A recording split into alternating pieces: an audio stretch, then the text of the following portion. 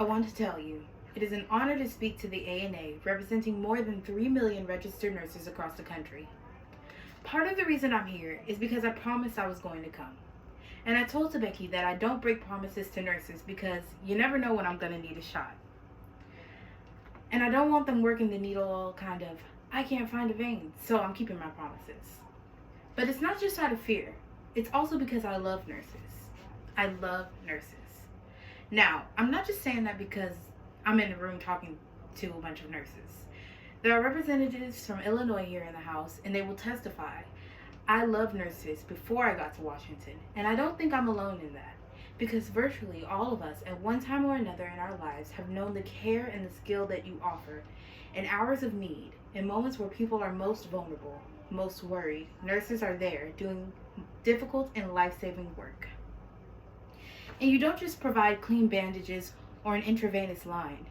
A nurse will hold your hand sometime, or offer a voice of calm, or that knowing glance that says, things are going to be okay. And it's because you know our healthcare system so well that you've been such a fierce advocate for its reform. Because after all, you care for patients who end up in the emergency room or in surgery because they couldn't afford the preventative care that would have made more invasive and costly treatment unnecessary.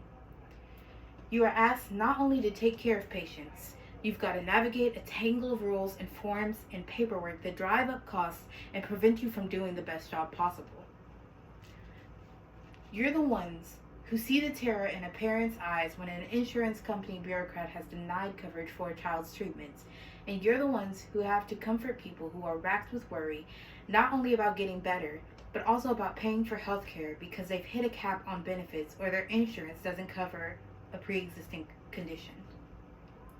So nurses have seen the consequences of our decade-old failure to reform our healthcare system.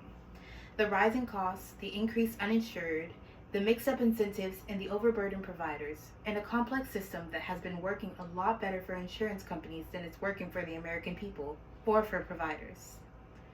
And that's why, almost a year ago, nurses from across the country came to the White House to help make this case for reform, for making coverage more affordable and extending coverage to millions without it, for giving doctors and nurses more freedom to help their patients, for providing families and small businesses with more control over their health insurance, and for ending the worst and most abusive practices of the insurance industry.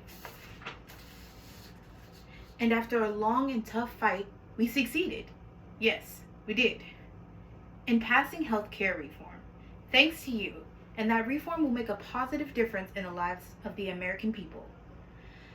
So you've been there before, and you were here this time, and I want to thank the ANA for advocating for healthcare reform, for ensuring that the voices of nurses and of patients were heard. Now, already we're seeing the start of a profound shift as the reform begins to take effect. We're giving ordinary consumers and small businesses more power and protection in the healthcare system, and we're knocking down barriers that stand between you and the people who you care for. So we've begun making coverage more affordable. In addition, the new healthcare law has also started to end the worst insurance industry practices. You know them. For too long, we've been held hostage to an industry that jacks up premiums and drops coverage whenever they please. Those days are coming to an end. Now, as of September, the new healthcare law prohibits insurance companies from dropping people's coverage when they get sick, which is critical to giving people some peace of mind. But when news reports indicated that an insurance company was dropping the coverage of women diagnosed with breast cancer, my administration now called on them to end the practice immediately. Don't wait till September. And soon after, the entire industry announced that it would comply with the new law early and stop this perverse practice of dropping people's insurance when they fall ill and when they need coverage the most. Now, there is more work to do. And that's why today my administration is announcing a number of investments to expand the primary care workforce. This includes funding to allow students training part-time to become nurse practitioners to start training full-time. We want to speed up the process where folks go from the classroom into the exam room. And we're going to provide resources for clinics run by registered nurses and nurse practitioners. Your jobs are tough. Your days can be stressful and exhausting and sometimes thankless. But through long shifts and late nights in the hectic scrum of the emergency room or in those quiet acts of humanity, you are saving lives. You are offering solace. You're helping to make us a better nation. And my task as president, our task as a people, is to ensure that our healthcare system is worthy of your efforts. Our mission must be to live up to the values you uphold each and every day.